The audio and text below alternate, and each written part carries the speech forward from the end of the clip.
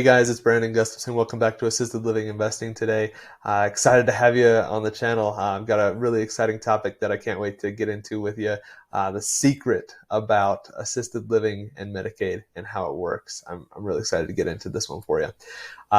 Make sure you visit me on assistedlivinginvesting.net. Would love to see you over on the website to get some free resources and subscribe to my newsletter for future content. Make sure you give me a big thumbs up, like the video, comment down below, subscribe to the video. Make sure you ring that bell to be notified of new and future content as I get it out there. And then make sure you follow me on all my other social media platforms.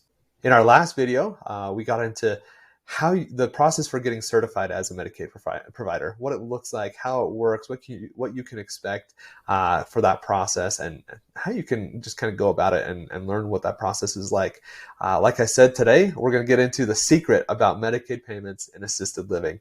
I'm going to get into this and kind of explain to you the process of exactly how it works so you understand what it's like. And so it's not scary when somebody tells you, yeah, I've got a lot of Medicaid residents in my facility. I want to give you a good overview of exactly what this looks like so you understand it and can know what to expect as you get residents that might be Medicaid, or you're looking at purchasing a facility that is a Medicaid facility, what that means and what that's going to do to your bottom line.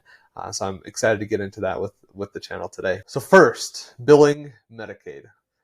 What is that? What's that like? What does it look like? So after you become a certified Medicaid provider, you are able to start billing Medicaid. The services that you're rendering, you're able to start kind of doing that process. The state, like I mentioned, is going to set a daily rate for what you can bill your assisted living services, the services that you're rendering to your residents. Let's just say it's $100 per day.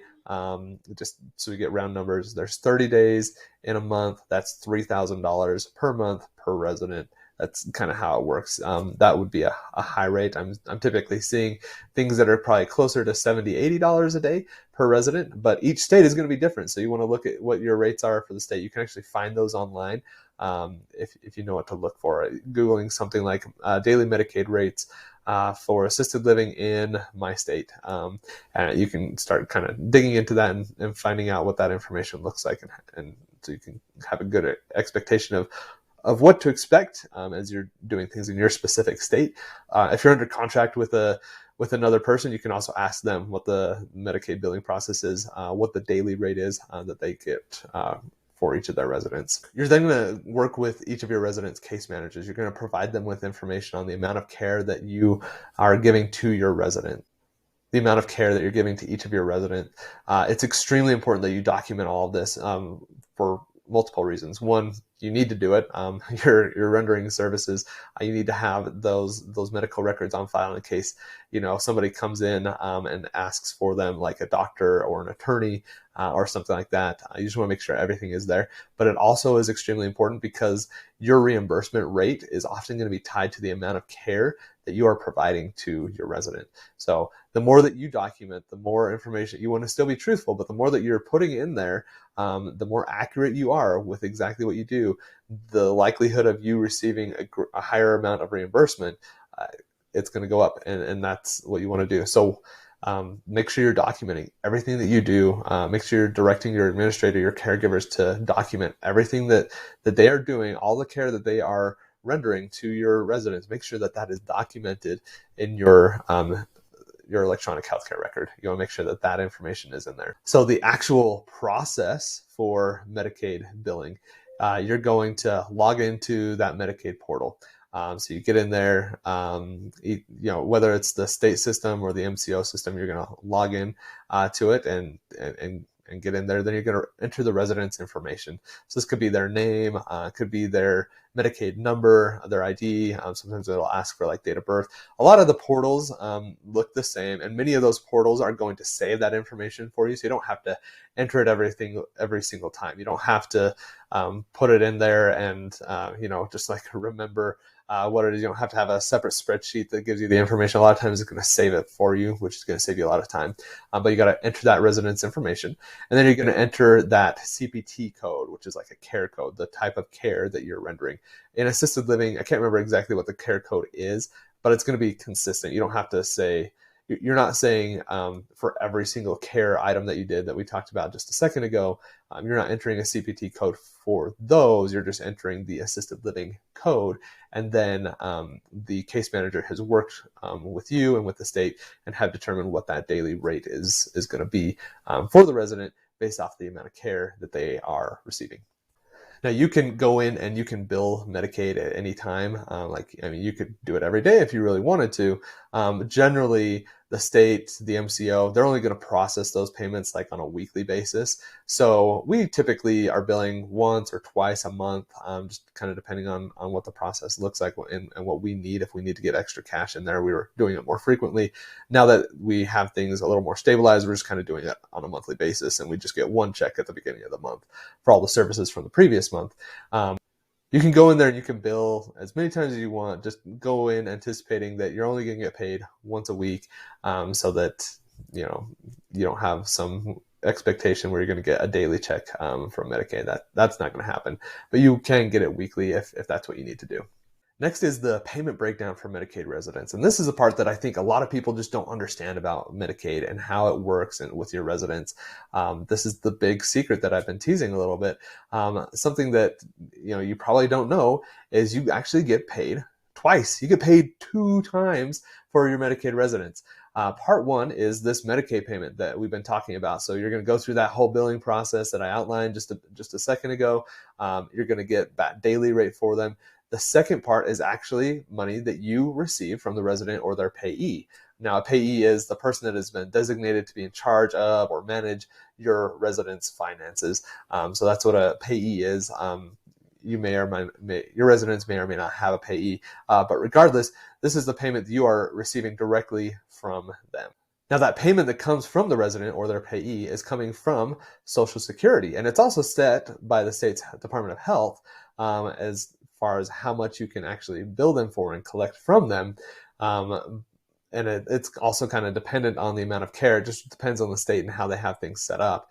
In Idaho, they do a separate thing that's called a share of cost, and we bill that directly to the resident. In Colorado, the amount of care is actually roped into their daily rate, and it's administered to us that way. So it's going to depend on the state and how much you are able to collect from them. But it gets to the point where you're able to you're going to get 2 payments, which is great.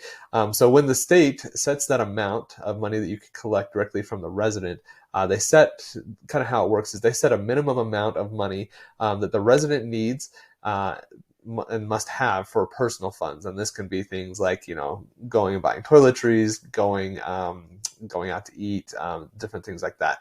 They'll tell them, again, let's just use a number. You get $100 per month that you get to use for whatever you want for your personal use. Other than that, you need to pay the rest to the assisted living facility who is giving you your care, because they're paying for all of your food, air conditioning, TV services, all of those things. And so the state will tell you exactly what you can bill to each of your residents, and say it's $600-700 a month. You collect that to them just like you would collect your payments from your private pay residents.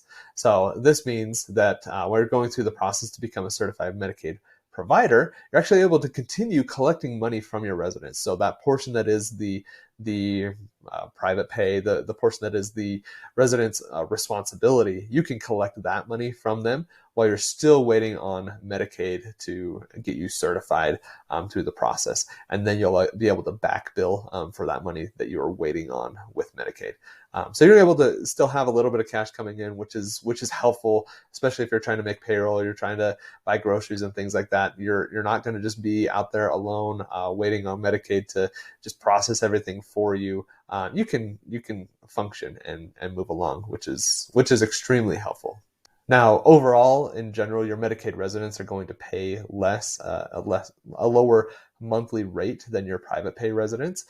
But something that they have to consider is Medicaid residents they can have a shared room, and they're going to be more likely to share that room compared to a private pay resident. So you're able to get multiple residents in one room, as long as you're kind of following the square footage rules and regulations that the state planning department has set forth. They'll tell you how many how many square feet each resident needs. There are certain guidelines you have to follow in each state for that. So make sure you get with the planning department to figure out exactly what that is.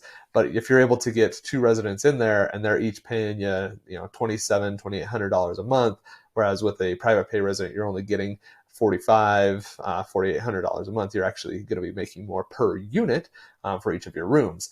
There are certain regulations and things that you got to follow with Medicaid. You're tying it to a government agency for good or bad. And so there are pros and cons to it, but that's something that you want to consider. If you have rooms that are big enough that you can have multiple residents in it, going the Medicaid route and having shared rooms might be a really good option for you, so that you can maximize the amount of space that you have in the home and maximize the amount of residents that you're able to put into the facility. So that's just something that you want to be aware of as you're getting into especially residential assisted living, that you can take advantage of that as a strategy to get more residents in your home and increase your cash flow. Now, the process for collecting non-Medicaid payments from residents is very similar actually to the process you would go through for collecting it from your private pay residents. This portion is you're billing it to them. You're sending them an invoice that says you owe me X amount of money. You're sending that to them on the same day that you're sending it to your private pay residents. They have to follow the exact same rules. They can be removed from the home if they're not fulfilling their obligation to pay you, those types of things. So they do have to pay you for that, and it comes directly from them or their payee. For our residents, we do check payments. We looked at doing some transfers and direct deposits and things like that, but there are fees associated with it, and we just weren't comfortable with carrying that or handing that off to our residents. We received some feedback that people weren't crazy about it. They would probably continue doing check payments if we were to pass those fees along. So that's what we decided to do. But check with your bank, check and see if that's something you could do with direct deposit. We do check payments directly from them. We'll bill them. We'll give them an invoice, say you owe us X amount of dollars. We'll collect that money from them. We give them late fees. Typically what you would see with a private pay resident, we're doing that with our Medicaid residents for the portion that they are responsible for. So to just do a quick recap of this video, we've been talking about the secret about Medicaid payments and assisted living. We went over how you bill Medicaid, the payment breakdown for Medicaid residents, and collecting non-Medicaid payments from the residents, your private pay residents or your Medicaid residents for their share of the cost that they have to pay you for. Next time, we'll actually be getting into the process of getting your facility license. So I referenced that a lot as we were going through these videos on Medicaid and the process there. But next time, I want to start getting into the process for what you need to do to get your facility license so you can then kind of function and operate as a facility. I hope this video was helpful. I hope learning that secret about Medicaid and how it works was insightful for you. Make sure you give me a big thumbs up. Make sure you like the video. Subscribe to the channel. Ring that bell so that you get notified when I put future content out there. Make sure you comment down below. Let me know if this was helpful. Let me know what other information you want to learn about Medicaid, the process, and the little intricacies that happen with Medicaid and being a Medicaid provider. I'd love to share that information with you. So make sure you comment down below. Make sure you follow me on all my other social media platforms. Links are down in the bio. And also make sure you follow me and get on assistedlivinginvesting.net. I'd love to have you over there for the free resources and to join my mailing list for future content. I'm excited that you were here with me today. I hope this content was helpful, and I'm excited to see you next time. Thanks for watching and have a great day. Thanks.